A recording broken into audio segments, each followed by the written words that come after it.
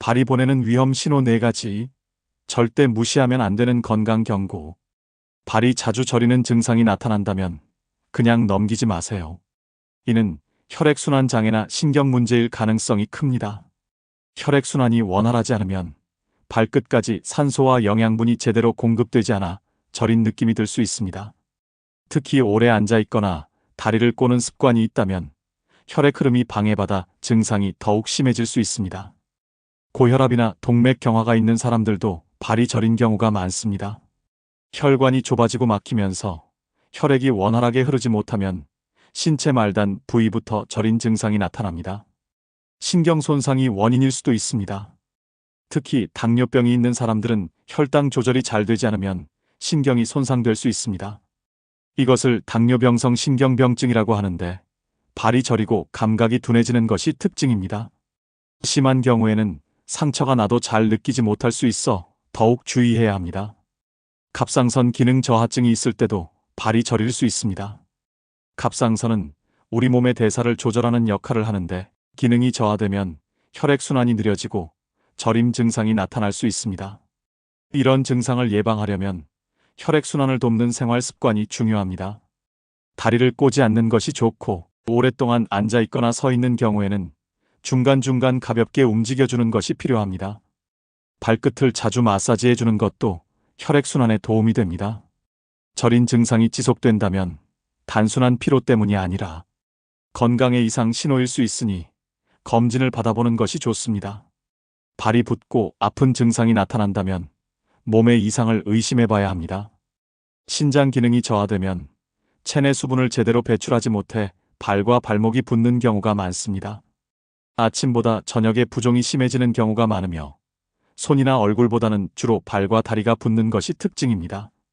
신장이 안 좋으면 소변량이 줄어들거나 밤에 화장실을 자주 가게 되는 증상도 함께 나타날 수 있습니다. 심장 기능이 약해지면 혈액이 원활하게 순환되지 않아 발의 체액이 정체되면서 부종이 생길 수 있습니다. 특히 오래 서 있거나 앉아 있을 때 붓는다면 심부전 초기 증상일 가능성이 있습니다. 심장이 약해지면 쉽게 숨이 차거나 피로감을 자주 느끼는 증상도 함께 나타날 수 있습니다. 간 기능이 저하되면 단백질 합성이 제대로 이루어지지 않아 몸이 부을 수 있습니다. 간이 손상되면 혈액 속 단백질 균형이 깨지면서 수분이 조직에 쌓이고 특히 발과 다리가 붓는 경우가 많습니다. 피부가 쉽게 멍이 들거나 눈이 노랗게 변하는 황달 증상이 함께 나타난다면 간 건강을 의심해봐야 합니다. 발이 붓는 원인이 단순한 피로 때문이라면 충분한 휴식을 취하면 가라앉지만 만약 계속해서 붓고 통증이 함께 나타난다면 병원을 찾아 정확한 검사를 받아야 합니다. 나트륨 섭취를 줄이고 수분을 충분히 섭취하는 것이 중요합니다. 짠 음식을 자주 먹으면 체내 수분이 정체되어 부종이 심해질 수 있습니다. 또한 가벼운 스트레칭을 통해 혈액순환을 돕는 것이 필요합니다. 발 뒤꿈치가 갈라지거나 상처가 잘 생긴다면 피부 건강뿐만 아니라 다른 질환의 신호일 수도 있습니다. 건조한 피부는 단순한 수분 부족 때문일 수도 있지만 당뇨병이 있는 경우 상처가 쉽게 생기고 회복이 더딜 수 있습니다. 혈당이 높으면 혈액순환이 나빠지고 신경 손상이 진행되면서 피부 재생 능력이 떨어집니다. 특히 발 뒤꿈치나 발바닥에 작은 상처가 생겼을 때 잘 낫지 않는다면 당뇨 합병증을 의심해봐야 합니다. 갑상선 기능 저하증이 있을 때도 피부가 건조하고 갈라지는 증상이 나타날 수 있습니다. 갑상선 호르몬이 부족하면 신진대사가 느려지고 피부에 충분한 수분과 영양이 공급되지 않아 건조해지기 쉽습니다. 비타민 A나 오메가3 지방산이 부족해도 피부가 거칠어지고 쉽게 갈라질 수 있습니다. 영양이 부족하면 피부의 보호막이 약해져 외부 자극에도 쉽게 손상될 수 있습니다. 매일 발을 깨끗하게 씻고 충분히 보습제를 발라주는 것이 중요합니다.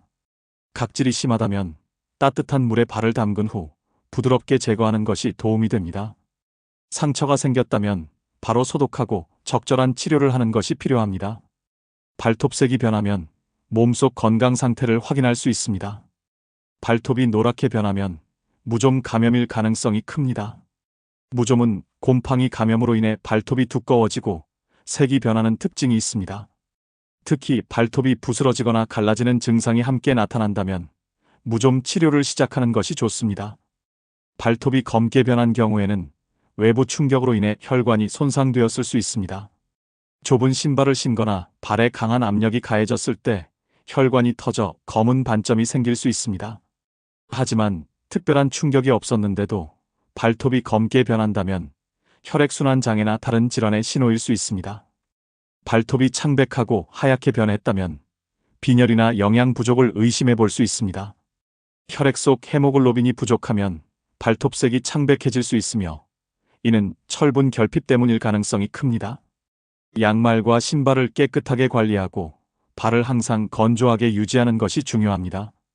발톱색이 변하고 두꺼워지는 증상이 계속된다면 병원을 방문하여 원인을 정확히 확인하는 것이 필요합니다. 발에서 나타나는 작은 변화가 우리 몸의 건강을 알려주는 중요한 신호일 수 있습니다. 이러한 증상을 가볍게 넘기지 말고 몸이 보내는 신호를 잘 살펴보는 것이 필요합니다.